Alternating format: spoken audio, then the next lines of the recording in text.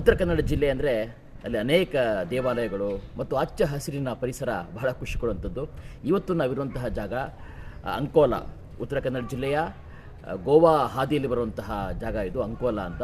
ಈ ಅಂಕೋಲಾದ ಒಂದು ಜಾಗದಲ್ಲಿರುವಂತಹ ಒಂದು ಬಹಳ ದೊಡ್ಡ ಪವಿತ್ರ ಸ್ಥಳ, ಯಾತ್ರಿಕ ಧಾರ್ಮಿಕ ಸ್ಥಳ ಅಂತ ಹೇಳ್ಬೋದು. ಆರ್ಯದುರ್ಗ ದೇವಾಲಯ ಅಂತ ನೋಡಿ ಕಾಣ್ತಾ ಇದೆ ನಿಮಗೆ.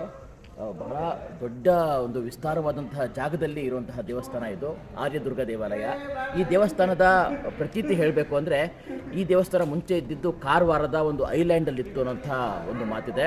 ಮತ್ತು ಆ ಸಂದರ್ಭದಲ್ಲಿ ಪೋರ್ಚುಗೀಸರು ದಾಳಿ ಮಾಡಿದಾಗ, ಕಾರವಾರದಂತಹ ಸಮಯದಲ್ಲಿ ದಾಳಿ ಮಾಡಿದಾಗ ಅಲ್ಲಿ ಇದು ಡೆಸ್ಟ್ರಾಯ್ ಮಾಡಿದರು, ಅವರು ಅದನ್ನು ಹಾಳು ಮಾಡಿದರು ಅನ್ನೋಂಥ ಒಂದು ಮಾತಿದೆ. ಹಾಗಾಗಿ ಆ ಕಾರಣಕ್ಕೆ ಅದನ್ನು ಮತ್ತೆ ಪ್ರತಿಷ್ಠಾಪಿಸಬೇಕು ಅಂತ ಕಾರವಾರದಿಂದ ಅಂಕೋಲಾದಲ್ಲಿ ಬಂದು ಈ ದೇವಸ್ಥಾನವನ್ನು ಪ್ರತಿಷ್ಠಾಪಿಸಿದರು. ಅದು ಆ ಕಾಲದಲ್ಲಿ ಅನ್ನೋಂತಹ ಒಂದು ಮಾತಿದೆ. ಸೊ ಹಾಗಾಗಿ ಈ ದೇವಸ್ಥಾನಕ್ಕಿರುವಂಥ ಒಂದು ಪ್ರಾಚೀನ ಹಿನ್ನೆಲೆ ಅಂದರೆ ಬ್ರಿಟಿಷರ ಕಾಲದಲ್ಲಿ ಇದ್ದಂತಹ ಸ್ಥಾಪಿತವಾದಂತಹ ಒಂದು ದೇವಾಲಯ ಇದು.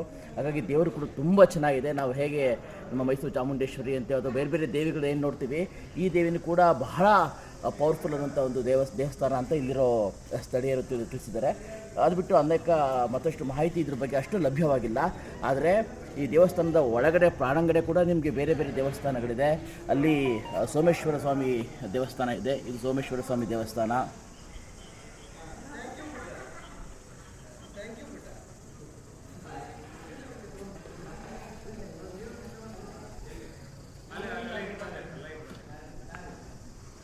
ಮತ್ತೊಂದು ದೇವಸ್ಥಾನ, ಹೆಣ್ಣು ದೇವಸ್ಥಾನ ಕೂಡ ಇದೆ ಇಲ್ಲಿ. ಜೊತೆಗೆ ಇಲ್ಲಿ ಅಟ್ಯಾಚ್ ಆಗಿರುವಂತಹ ಒಂದು ಮದುವೆ ಚೌಟ್ರಿ ಕೂಡ ಇದೆ. ಹಾಗಾಗಿ ಇಲ್ಲಿ ಧಾರ್ಮಿಕ ಸಮಾರಂಭಗಳು ಮತ್ತು ಬೇರೆ ಬೇರೆ ಕಾರ್ಯಕ್ರಮಗಳು ಕೂಡ ನಡೀತಾ ಇರುತ್ತೆ. ಹಾಗಾಗಿ ಅಂಕೋಲಾದ ಬಹಳ ವಿಶೇಷವಾದ ಮಂದಿರ ಇದು. ತಾವೆಲ್ಲರೂ ಒಮ್ಮೆ ಬರ್ತಕ್ಕಂಥದ್ದು. ಧನ್ಯವಾದ.